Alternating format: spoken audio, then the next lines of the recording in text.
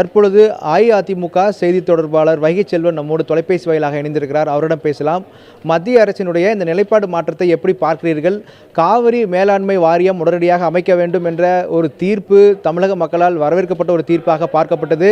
இந்த விவகாரத்தில் ஒரு முக்கியமான முடிவுகள் எல்லாம் எடுக்கப்பட்டு இந்த பிரச்சனையை தீர்வதற்கான வாய்ப்பாக இந்த காவிரி மேலாண்மை வாரியம் அமைக்க வேண்டும் என்ற தீர்ப்பை பார்க்கப்பட்டது. தற்பொழுது மத்திய அரசு அதற்கான கால சூழல் இல்லை என்ற ஒரு தகவலை தெரிவித்திருக்கிறது. இது எப்படி பார்க்கிறீர்கள்? வணக்கங்க.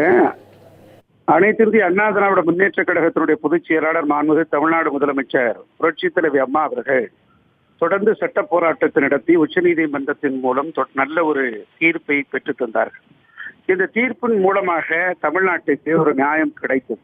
தொடர்ந்து செப்டம்பர் 5 செப்டம்பர் 15 வரை வினாடிக்கு 15,000 கனஅடி தண்ணீர் திறந்துவிட வேண்டும் என்ற முதல் தீர்ப்பும், அதற்கு பிறகு 2வது தீர்ப்பும், அதற்கு பிறகு 3வதாக 6,000 கனஅடி நீர் திறந்துவிட வேண்டும் என்கிற பல்வேறுபட்ட தீர்ப்புகளும் வழங்கிய நிலையில் காவிரி விவகாரம் தொடர்பான வழக்கில் உச்சநீதிமன்றம் காவிரி மேலாண்மை வாரியம் அமைக்க வேண்டும் என்று உடனடியாக மத்திய அரசை பணித்திருந்தது.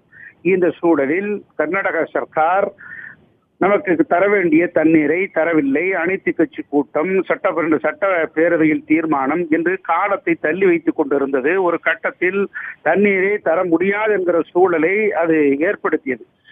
ஆக இது குறித்தெல்லாம் உச்சநீதிமன்றம் கடுமையான கண்டனத்தையும் தன்னுடைய கவலையும் வெளிப்படுத்திய நிலையில் கூட்டாட்சி தத்துவத்துக்கு வேட்டு வைக்கிற காரியத்தை கர்நாடக சர்க்கார் செய்து கொண்டிருப்பதாகவே உச்சநீதிமன்றம் மிக தெளிவாக வாதத்தை வைத்தது. இந்த நிலையில் காவிரி மேலாண்மை வாரியத்தை அமைக்க வேண்டும் என்கிற சூழல் மத்திய அரசுக்கு இருந்த நிலையில் அது காலம் தாழ்த்தி செய்யக்கூடிய, காலத்தை தள்ளி வைத்திருக்கக்கூடிய சூழல் மனதுக்கு வருத்தத்தை அளிக்கிறது, ஏமாற்றத்தை அளிக்கிறது, வேதனையை தருகிறது என்றுதான் இந்த நேரத்தில் சொல்லிக்கொள்ள விரும்புகிறேன்.